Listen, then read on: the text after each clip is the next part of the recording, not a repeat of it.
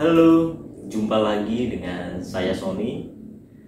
Bertemu lagi dalam sesi investasi saham. Setelah kita punya akun di sekuritas dan rekening dana nasabah kita juga sudah aktif, ya, akun dan rekening dana nasabahnya sudah aktif. Langkah berikutnya sebelum transaksi kita perlu mengukur atau menilai karakteristik diri kita masing-masing. Masing-masing orang, masing-masing investor tentunya punya karakteristik yang berbeda-beda. Apakah dia seorang risk takers yang suka ambil resiko, suka high risk, resiko tinggi, atau dia kecenderungannya risk averse, orang yang menghindari resiko, pengennya resikonya sekecil mungkin, ya. Tapi kalau investasi di saham itu memang relatif tinggi, ya, jadi kecenderungannya memang relatif risk takers, tapi ada juga, ya, saham yang cocok buat risk averse, ya, ada beberapa. Jadi kita kenali dulu nih karakteristik kita, jangan sampai kita salah langkah. Kalau kita risk takers, ya, risk takers berani ambil resiko, biasanya yang muda-muda, ya, anak-anak muda, ya, itu mungkin berani untuk membeli saham-saham yang berisiko tinggi, ya, saham second layer, third layer, ya, bukan saham-saham blue chip, ya, alias mungkin saham-saham gorengan yang harganya naik turun kayak roller coaster. Tapi kalau risk takers tentunya resikonya tinggi, harus berani. Ya, berani apa? Berani mengambil resiko. Risk takers tapi nggak pengen resiko, ya nggak bisa. Ya. Bisa kemungkinan resikonya apa aja? Ya. Harga sahamnya turun ya jatuh banget. Ya. Mungkin IHSG hanya turun sekitar 1%, tapi saham tersebut turun bisa 5%, 10%, bahkan 30% bisa jadi. Atau saham tersebut berisiko tinggi, ya, dan berpotensi untuk di delisting, ya, dikeluarkan dari bursa. Waduh, kalau di delisting, ya, waduh, susah untuk mengurus kepemilikan sahamnya.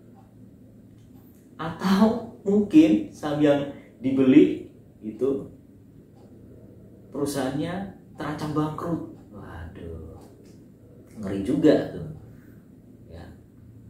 Nah, saham-saham gorengan, saham-saham yang ini, ya, bisa digoreng sama bandar, ya, itu kan naik tinggi curut gitu, ya, menjanjikan potensi yang tinggi, tapi juga bisa dibanting langsung turun curut. Waduh, itu gak cocok. Dan saya tidak merekomendasikan saham-saham seperti itu. Risk averse, menghindari resiko. Memangnya ada. Kalau menghindari resiko mending di deposito aja, ya. Atau beli ori, beli sukuk yang dijamin oleh pemerintah.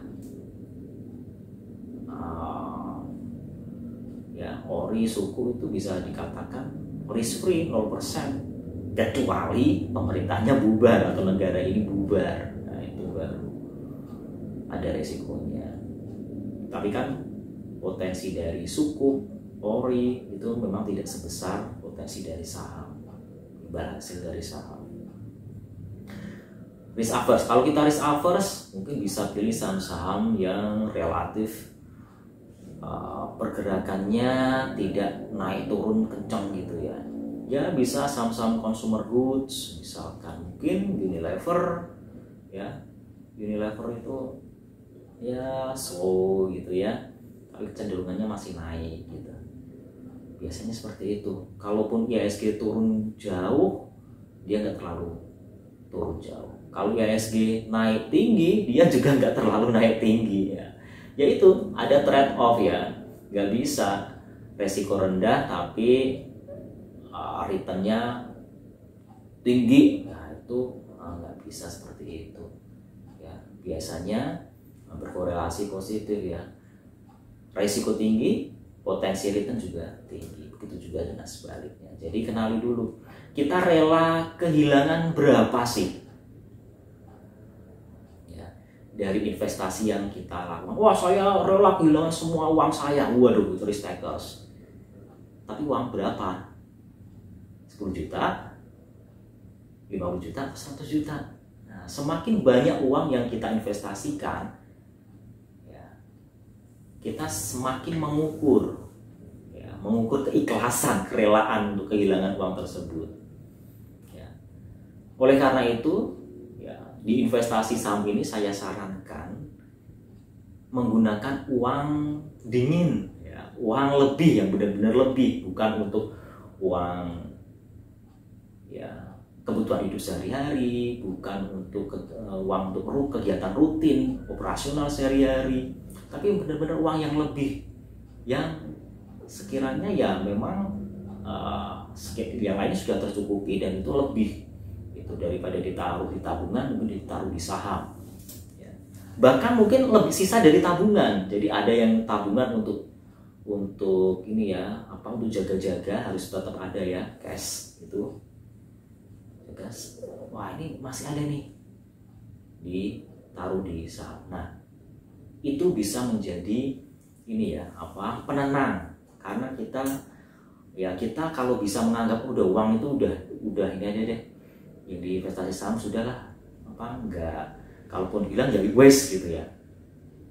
Kalau uang lebih dan mungkin nggak terlalu kalian ini ya, nggak terlalu kalian pikirkan, kita nggak melihat setiap hari jadinya pergerakan harga saham, jadi nggak nervous, nggak khawatir, nggak gelisah. Coba kalau kerjaan di kantor banyak, harga saham kamu turun ya, dan itu uangnya bahkan mungkin uang pinjaman atau uang yang mau untuk bayar sekolah anak, atau uang yang mau buat bayar cicilan, kamu masukin saham dulu dengan asumsi akan dapat gain, tapi ternyata malah sahamnya turun. Waduh, nah itu kan cemas, malah mempengaruhi performa bekerja. Jadi kita kenali dulu karakteristik kita ya, apakah kita kecenderungannya risk takers atau risk averse. Jadi nanti kita pilih saham yang seperti apa yang cocok dengan karakteristik kita, ataupun berapa duit, berapa uang yang kita tempatkan ya, untuk jangka pendek, untuk jangka panjang ya. Saham itu sebenarnya untuk jangka panjang ya. Kalaupun untuk jangka pendek itu sebagian kecil saja ya, untuk cheers lah, untuk ini adrenalin agar tetap semangat gitu kali ya investasi sahamnya. Oke, kenali dulu karakteristik pribadi kalian ya, apakah risk takers atau risk averse, untuk bisa menentukan langkah tepat ke depannya. Langkah tepat apa yang ke depan kita akan bahas di sesi selanjutnya. Terima kasih, semoga bermanfaat. Dadah.